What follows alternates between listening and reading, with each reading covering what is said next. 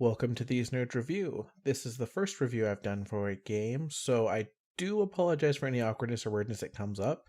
With that aside, this review is going to discuss if it is worth it, and if so, how much should you spend on 2018's Under the Radar open world looter, I guess, rumor? Car game from Ubisoft, The Crew 2. Released in the middle of the year in June of 2018, this open world car game is loads of fun, although many reviewers decided to give it an okay rating between 6 to 8 or so out of 10. There are both highs and lows I will agree with and disagree with, but overall I would say, especially if an arcade racing style game is your cup of tea, which it is for me, it should be rated as an 8 or 9.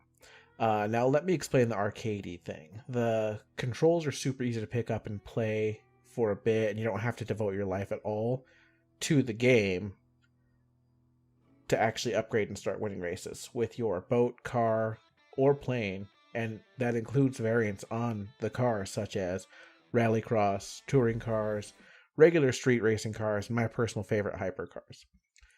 So, drive, fly, or boat across a scaled down United States. Continental, by the way, no Hawaii or Alaska, unfortunately. Of course, not everything in the continental United States is in said map, just the highlights. So, no 2 hour drive of nothing across Wyoming, thank goodness. Now, before we get started, we need to adjust game settings as you do for the best performance of your game. You have several different options that you can do here, and of course, I'm playing on PC to help capture easier. Basic game settings like do you want a mini map, languages, including audio and subtitles, or even how you want your numbers displayed on screen as, miles per hour or kilometers per hour. Video is where your graphic settings are pretty easy to run the game. Here I'm using the 1070 GPU in my computer and I can do ultra graphics so it looks super nice. The only issue I've run into with the graphics myself is just because of the sheer size of the map. There is a lot of pop in and pop out of existence, so just keep an eye out for that. Otherwise, the game looks beautiful for even older PCs to run. And lastly, the final option on the setting list, audio, which is where you can mess with car volume, radio volume, or even sound effects such as crashing or wheel spin. The setting menu is also where you're going to go if you need to leave or quit out of the game. So let's start looking at the other menus. They look complicated, but there's actually not much to it. Just the regular news and such, like sales in the first tab, your car collection, and what you have yet to acquire on the second tab. On the third tab is your actual profile, which you will see a lot of your upgrades and level up rewards under the pilot tab. Here you can unlock small videos of your accomplishments as well as upgrading your stats. Small note, make sure to read all of them as they do something different, such as increasing loot drop, the quality of loot, extra nitro power, refill, or duration, and loads of other upgrades.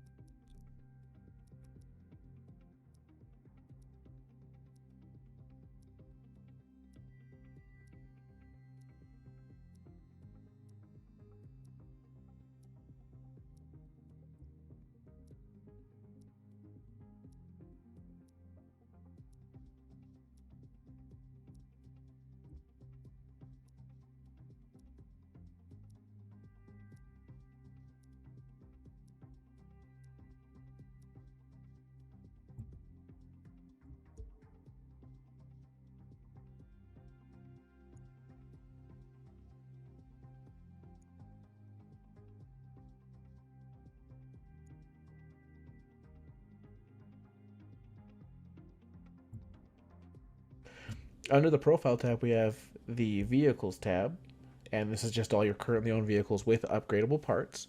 This setup reminds me a lot of a Diablo-esque type loot style with different perks and stat upgrades to each, which can be re-rolled.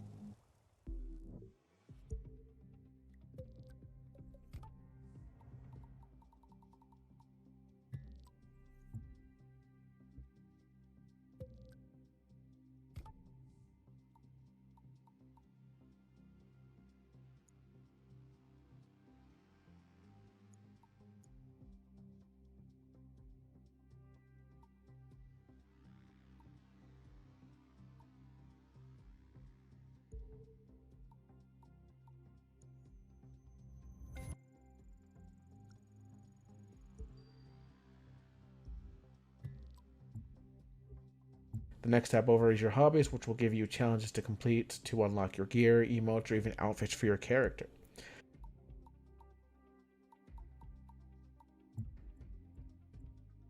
Then the final tab under the profile is your motor pass, which is just the season pass for the game, and there is free and premium versions.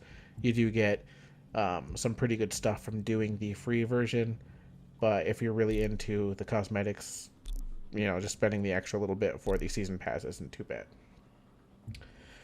Next, you see this tab way up here? Yeah, that one. This tab is used for activities. This is where you go for, well, you guessed it, your activities. Of course, the ones grayed out are either specific levels, need either specific levels or vehicles to unlock, but all other activities are fair game.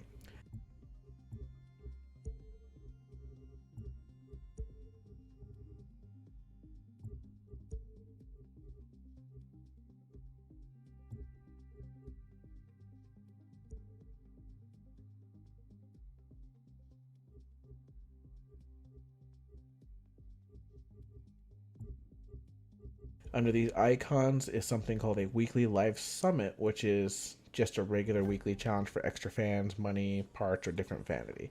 Don't forget to check back for new updates every Wednesday. And so far, everything has been unique every week, so it would be best to get those sweet rewards before they disappear.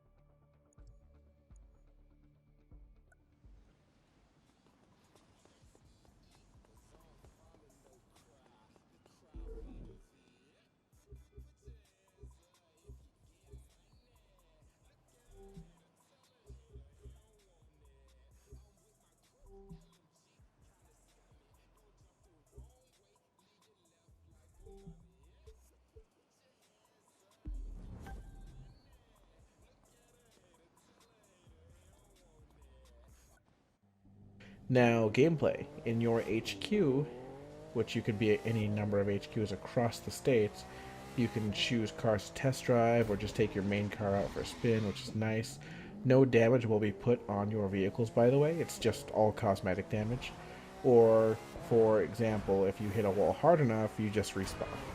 In the open world, you have the ability to swap between 3 main vehicles, 1 boat, 1 plane, and 1 car, of which you can favorite in the menus.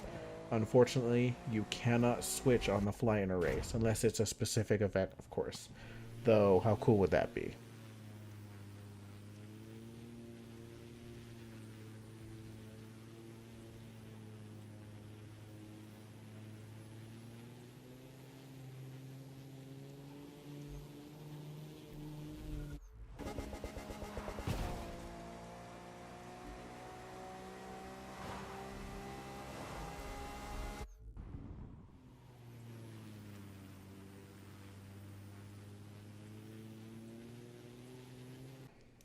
There are some special weather effects that go off to change the way your vehicles drive, such as rain, sunshine, and snow. Of course, you slide like crazy at higher speeds in the snow and rain, so be aware of that. This is because the game, like most other games now, implement real physics in the game. For instance, if it's raining, your car will experience hydroplaning and lose traction, which can be very, very scary in first person.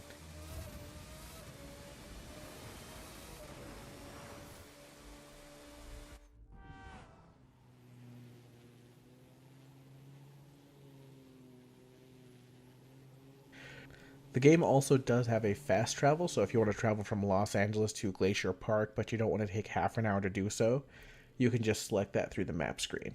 It's a nice, convenient feature, but ultimately it can be more fun and rewarding to go from driving to flying at a moment's notice to get from point A to point B. Lastly, in terms of gameplay, the cars tend to feel quick and snappy, especially when upgraded.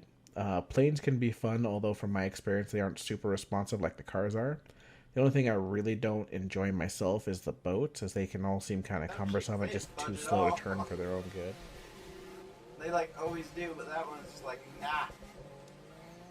Do you have that one set as your favorite car? I do. Hellcat. Ah! still one of the trees I was talking about. The amount of weight that your car has is ridiculous. Yeah, I know. It's a muscle car too.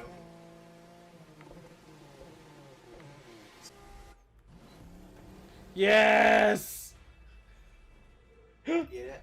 Oh, it did count. The first time you do them, you'll need to top Oh. you know you'll crush. What? It's your rival. Oh. You got a higher speed than me on that speed trap, but I just did 192 miles per hour through that speed trap. Now for the real fucking Ice Marine. Playing with your friends is where I really think this game shines. You can join or ask friends to join your races to compete together or against each other. One small note, however, is that you should make sure you use a car that is similar level to your friends' vehicles. You don't want to do a race with a way over or underpowered vehicle, as it doesn't make much fun for anybody. In essence, it's like living the allegory of the rabbit and the hare story, because you'll be leagues ahead of them for several minutes and then falling asleep at the wheel as you wait for them to catch up. It should also go without saying that you both should have said event unlocked, as some events are locked behind level wall, which is super easy to get past just by playing the game. And some are behind a car ownership wall, which is also circumvented by, you guessed it, just play the game and buy the cars. Enough said. I don't think there's a train in the game. Yeah, I could have sworn there's trains. Yeah, I'm pretty sure I've seen one before. There's also buffalo and elk and... I know there's buffalo and elk. I don't know about trains, though. I'm stuck. On what?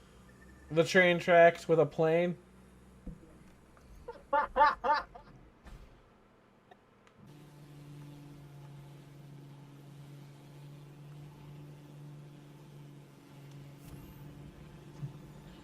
Jared, make sure you're not in a menu. What? Just do it. Okay.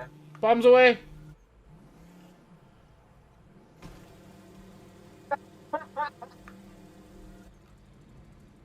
One big issue with the gameplay that I noticed is one or two hypercar races has an issue with the GPS.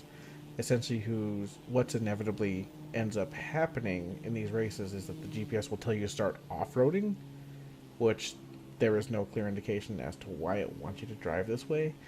The only thought is that it could just be a minor bug of some sort, and hopefully there's an update to fix that issue that comes out soon. I'm pretty sure that they're still updating said game, so I can't imagine why this won't eventually get patched out.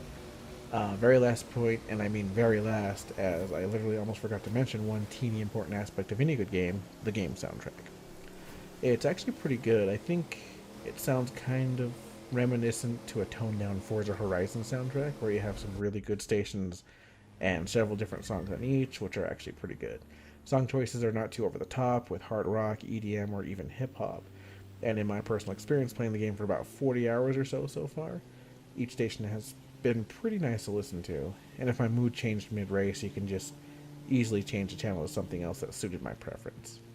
Overall, this game has some real cons that might keep some people away from this title, but I feel the pros way outweigh a good majority of them.